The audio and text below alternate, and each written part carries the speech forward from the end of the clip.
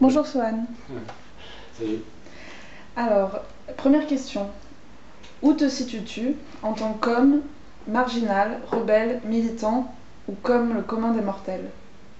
Ah bah déjà, comme les commandes des mortels au départ, et puis militant, je pense que quand on est militant, on ne le sait pas trop, donc moi je sais pas trop, tu vois, c'est juste qu'il y a des choses qui me débordent, comme je dis à chaque fois, quoi, et c'est la même chose qui me fait changer mon écriture en ce moment, sur le dernier album, et me tourner moins sur moi, c'est parce que le reste me dérange plus que mes problèmes, quoi, en ce moment, donc je me sens sûrement un peu tout ça à la fois, mais j'ai pas encore une vraie explication à te donner, je te le ferai au prochain album, ça. Vu l'actualité, entre guillemets, pourrie du moment et tes partages, est-ce Mhm. que ça t'inspire des textes pour de nouvelles chansons ou est-ce que plutôt tu te censures?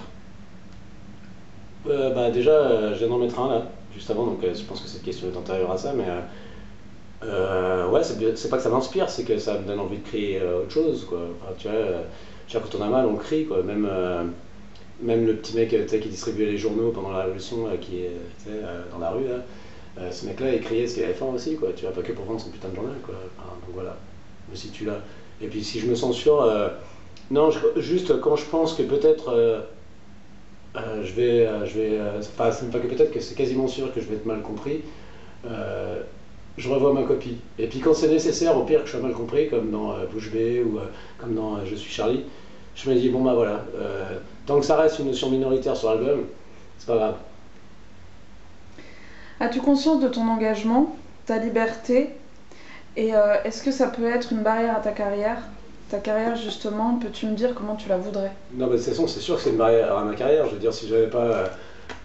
Tu sais, moi, quand je faisais des conneries dans la presse après Nouvelle Star et tout ça, tu sais, c'était surtout au départ, enfin, c'est surtout une blague avec Christian, on faisait un concours du plus con un peu. Christian Olivier, donc de Tetraed. Euh, Putain, j'ai encore oublié la question, ça y est. Je pensais à cette époque-là.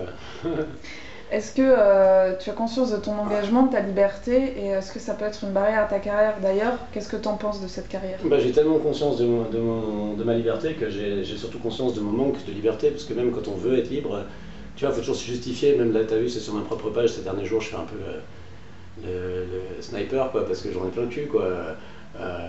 Et donc, mon vœu de carrière, en fait, c'est juste une carrière où on pourrait de nouveau faire tu sais, des trucs, des vrais débats, comme quand il y avait Renault et tout dans les années 80. Tu sais, avec Polak et tout ça, tu sais, où ça se barre en couille, des fois ça s'est même jeté des cendriers. Enfin, tu vois, je veux dire que mes petits-enfants ou mes enfants n'aient pas besoin d'aller regarder des vieilles images en noir et blanc pour voir ce que c'était un petit peu quand on discutait entre nous, et puis qu'on en avait rien à foutre ni de t'es bouddhiste, je sais pas quoi. C'était plutôt genre, qu'est-ce que tu bois, quoi.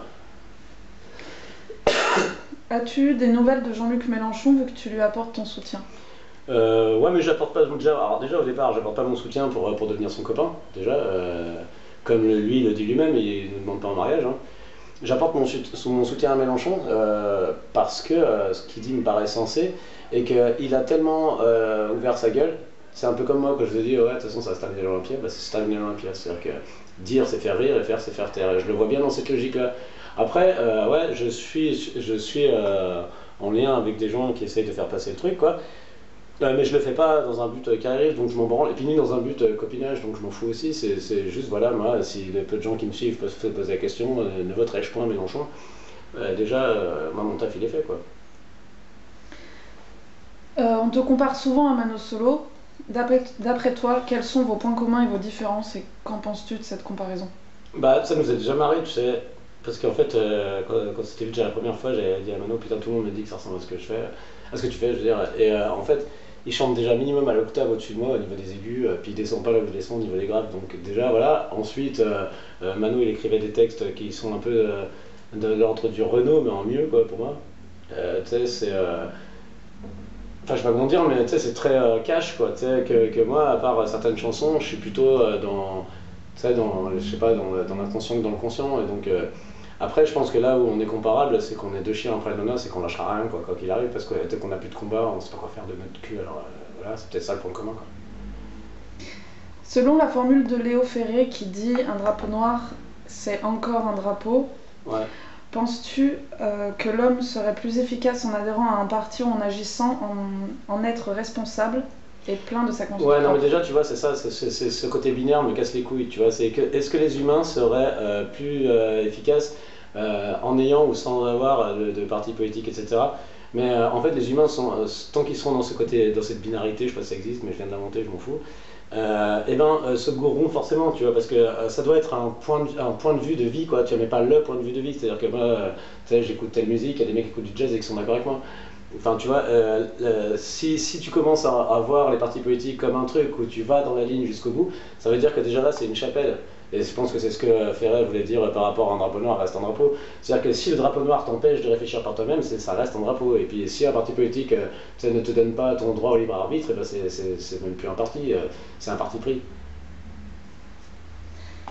As-tu pensé, avec pourquoi pas tout ton entourage artistique, monter une association qui concrétiserait ton besoin et ceux du monde à changer le monde, comme récupération des fonds à travers des événements événementiels pour aider la cause de la solidarité, du changement, on est dans les gens, dans le besoin. Oui, ben on y a pensé, déjà c'est arrivé, hein, tu sais, les petits papiers, tout ça, enfin tu vois à l'époque j'étais pas dedans mais on s'en fout, tu vois, c'était le principe qui est le même. On y a pensé, et puis là par contre, je te le dis directement, on montera pas une asso, quoi. Sauf si ça nous fait des enregistrements moins chers pour faire un disque, tu vois, on fera pas une asso, au contraire, ça sera genre libre de tout, et là pour le coup, y compris des parties, quoi. D'accord. La tournée, pour quand pourquoi est-ce que ça prend beaucoup de temps à venir? Est-ce qu'il y a un problème et as-tu un tourneur? Bah essaie de monter 4 dates, tu vas comprendre pourquoi ça prend du temps, et puis j'ai des casseroles, hein, tu sais, donc voilà. Il y a des gens, ah non, ça va être trop dangereux, tu sais, en gros, trouble à l'ordre, les métiers, tu sais, genre, ou trouble au bien-être de la salle, enfin, tu fais trouble à ce qu'ils veulent, on m'en fout. Mais... Et donc voilà, ça prend du temps parce que aussi, les mecs, tu sais, comme vous allez de moins en moins dehors voir des petits groupes, etc., eh ben, ça prend du temps parce que pour remplir une salle, si tu mets pas l'affiche 4 mois avant minimum, bah, t'auras personne, quoi. Donc ça prend du temps aussi pour ça, et donc comme l'album était prévu pour mars, on avait déjà des pistes, et puis en fait, comme l'album sortait le 6 mai, bah, il a fallu revoir notre copie. Et donc les mecs ils ont dit ouais mais vous êtes mignons mais on va pas vous faire tourner avant que l'album il sorte, quoi. Donc voilà, il y a tout ça, quoi. As-tu déjà pensé à réaliser un ou plusieurs courts-métrages sur un thème qui te tient à cœur?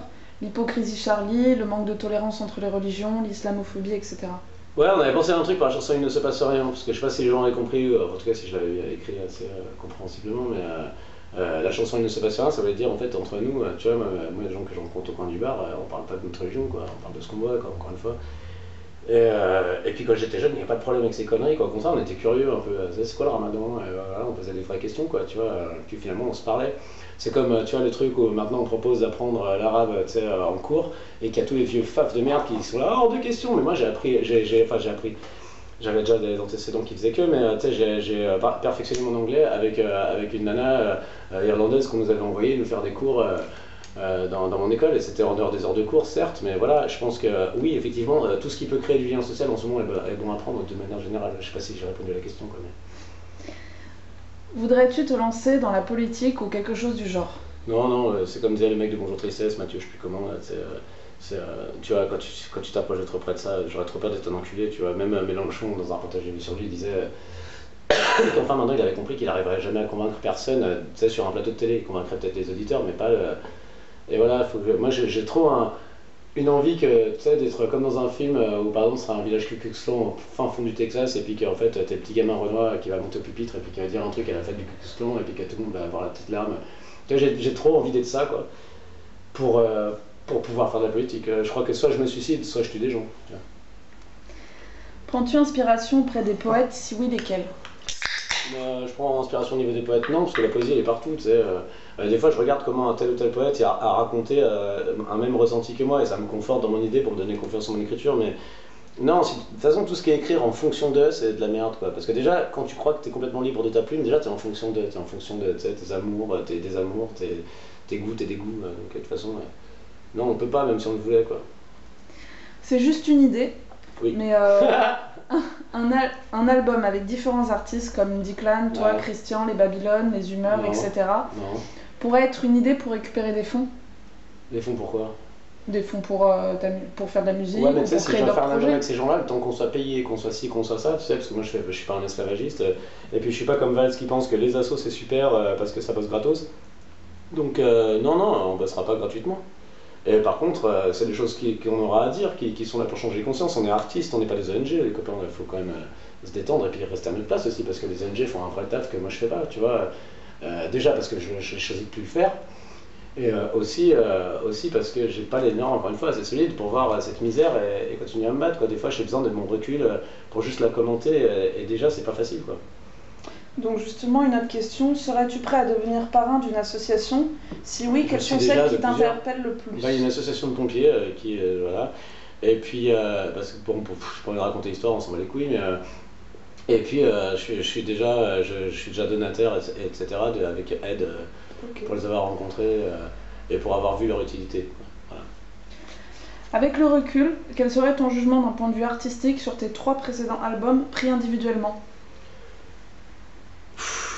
Le premier était vachement spontané, mais je suis dégoûté que le mix soit pas plus puissant, tu vois. Enfin, quand je vois ce qu'on peut faire sur le dernier, en fait, le dernier me fait dire j'avais raison, putain, si je m'étais battu plus, j'aurais dit à mon ingé son ainsi qu'à mon co-réalisateur, j'aurais dit ferme ta gueule, en fait, tu sais, je vais faire mon disque et point, quoi.